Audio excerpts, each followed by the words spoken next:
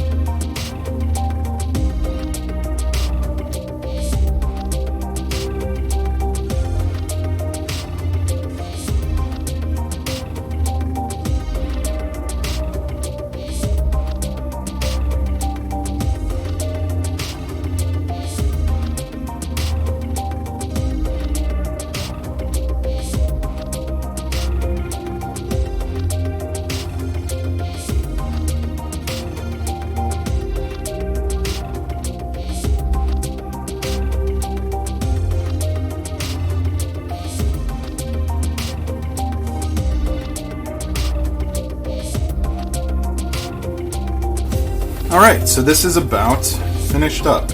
What I'm still going to do is I'm going to smooth some of the edges.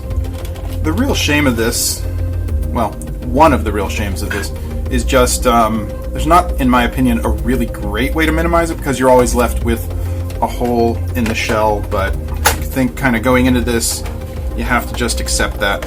So here's what we ended up with. One thing I did is I printed a spring spacer from Thingiverse, so that's right there. No big deal. I guess if anyone's interested, I could link the specific spring spacer that I used. This one sounded interesting because it has kind of like a recessed section so the spring can't escape. This kind of traps the spring inside there. So I thought that was a neat idea. For the most part, as far as I can tell, it looks like all of the springs are the same, or all of the screws are the same size. I'm not 100% sure about that, so I'm probably screwing that up. I'm going to put this mechanism inside, close it up. I'm not going to screw the entire thing together right now, but just to give you an idea of what this one is going to look like when complete. So, yeah, when you have this open, apart from the barrel section, there's only 2 screws on the inside, and they hold this whole section in, and then the rest of this is basically friction fit.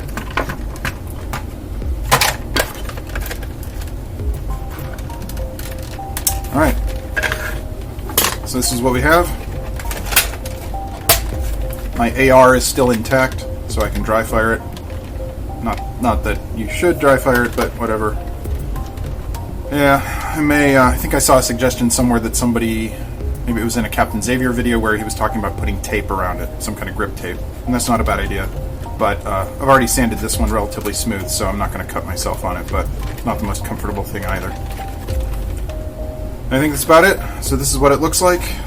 You could do a lot of different things up here, shape it differently, but no matter what you do, you are going to, as far as I can tell, you are going to have a gaping hole there.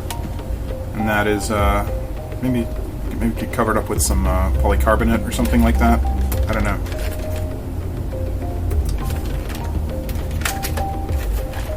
Yeah, this ought to be great, going hand in hand with the shield that I whipped up on a previous video. Alright, I hope you have enjoyed watching as much as I've enjoyed making, so I'll see you next time.